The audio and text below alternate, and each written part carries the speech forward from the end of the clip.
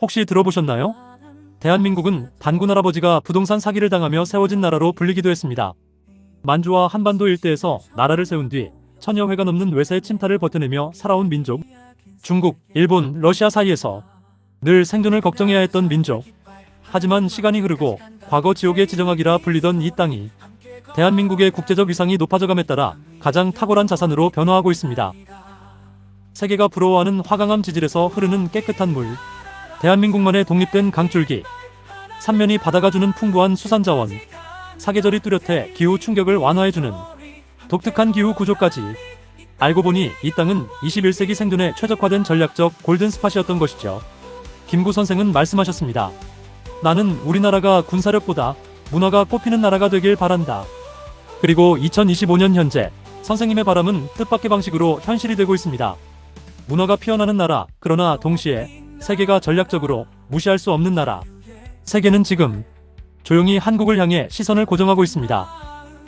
최근 몇 년 사이 외신들은 한국을 향해 묵직한 표현을 쏟아내고 있습니다. 전쟁이 나면 한국의 탄약 없이는 버틸 수 없다. 한국은 세계 공급망의 심장부. 한국은 아시아 군수, 기술 체인의 핵심 축. 하지만 불과 70여 년 전만 해도 강대국들에 둘러싸인 대한민국은 생존조차 장담하기 힘든 나라였습니다. 동족 상잔의 비극, 패권 국가들의 각축장, 휴전선 하나에 생존이 걸려있는 나라가 바로 대한민국이었습니다. 그래서 한국은 전쟁을 끝낸 나라가 아니라 휴전 상태에서 방산에 올인할 수밖에 없던 나라가 됐습니다. 하지만 우리가 원하지 않았던 이 상황은 지금 한국의 강력한 자산으로 변화하고 있습니다. 우크라이나 전쟁에서 탄약이 부족해지자 유럽은 가장 먼저 한국을 찾았습니다. 중동의 최악 조건 프로젝트에서도 마지막까지 남아 완수를 해낸 나라 역시 한국이었습니다. 그 결과 전쟁이든 기술이든 에너지든 이젠 지도에서 한국을 빼고는 세계 전략을 논하기가 힘들어졌습니다. 그래서 준비했습니다. 오늘은 강대국에 둘러싸여 침략만 당하던 대한민국이 세계가 놀랄 정도로 이토록 짧은 시간 안에 강대국의 대열에 어떻게 합류할 수 있었는지 그 배경과 이유를 깊이 있게 파헤쳐 보겠습니다. 대한민국은 지정학적으로 봤을 때 지구에서 가장 까다로운 동네에 자리 잡았습니다. 왼쪽엔 중국, 오른쪽엔 일본, 위로는 러시아, 그 아래에는 핵을 가진 북한. 이 네 나라에 둘러싸인 나라. 전쟁, 분단, 식민지, 쿠데타, 외환위기, 핵 위협까지 웬만한 국가는 한 번도 겪기 힘든 사건을 70년 만에 모두 겪어낸 나라입니다. 그로 인해 한국의 생존 전략은 선택이 아니라 강요된 진화가 되었죠. 한국은 일찍 깨달아야 했습니다. 살아남으려면 근육이 아니라 기술과 산업, 속도가 필요하다. 즉, 이건 경제 전략이 아니라 국가 생존의 DNA 그 자체가 된 것입니다. 이를 통해 다른 나라 국민들이 여유로운 삶을 살아갈 때 대한민국은 살아남기 위해 스스로를 벼랑 끝으로 몰아붙이며 성장해야 했습니다. 바로 이것이 한국이 고통 속에서도 강해질 수밖에 없었던 첫 번째 이유입니다. 두 번째는 속도였습니다. 모든 것이 무너진 폐허, 더 잃을 게 없는 환경에서 속도전은 대한민국의 본능이 됐습니다. 세계 10위권 경제, 반도체 1위, 조선 1위, 배터리, 방산 강국. 이건 통계가 아니라 대한민국 국민의 문화적 에너지였습니다. 빨리 움직이고 실패하면 다시 일어서고 실패를 데이터로 바꾸는 국민. 위기 때 똘똘 뭉치는 집단 행동력. 이대로 죽을 순 없다는 생존의 끈기. 삼성, 현대, SK, 한화, LG, K조선과 K방산까지 이 기업들의 경쟁력도 위기, 단결, 속도전, 기술 상승. 바로 이 한국 특유의 패턴에서 나온 것이죠. 한국의 또 다른 무기. 바로 인재 밀도입니다. 짧은 시간에 문맹을 없앤 나라. 고등교육 비율이 압도적으로 높은 나라. 좁은 땅에 엔지니어와 연구자가 밀집한 초고밀도 기술 국가. 이것이 바로 세계가 한국을 인구 5천만으로 보지 않는 이유입니다. 여기에 디지털 인프라가 더해졌습니다. 전국 단위 초고속 인터넷. 한국의 인터넷망은 단순 통신이 아니라 국가 시스템의 혈관입니다. 군사, 의료, 교육, 공장, 조선소가 동시에 실시간으로 움직이는 나라.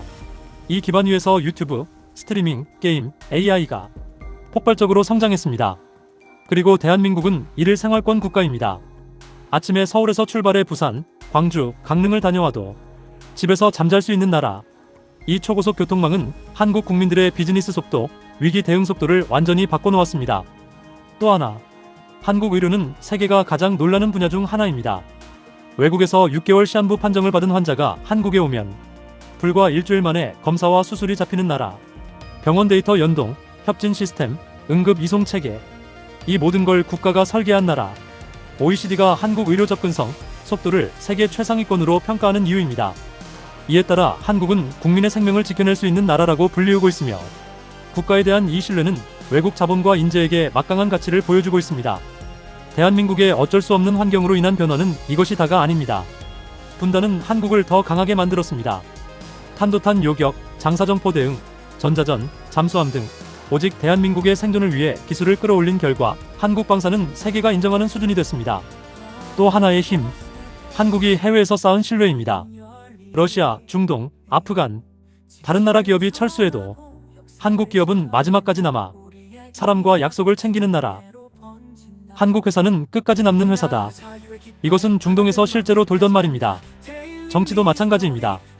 최근 한국의 혼란을 보며 세계는 놀랐습니다. 한국 민주주의 무너지는 것 아닌가? 이런 우려가 쏟아졌지만 결과는 달랐습니다. 갈등은 거셌지만 헌정 질서는 무너지지 않았고 한국 사회는 스스로 균형을 찾아냈습니다.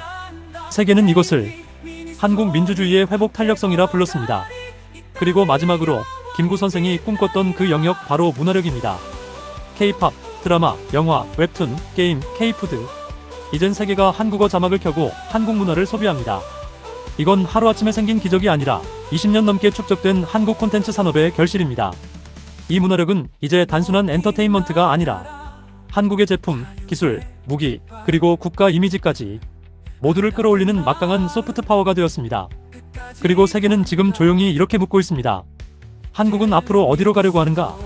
이 힘을 어떤 방향으로 사용할 것인가?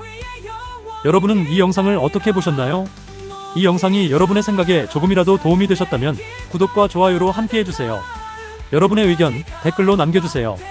끝까지 시청해주셔서 감사합니다. 다시 뵙겠습니다. 이상 데일리 미니스토리였습니다. 감사합니다.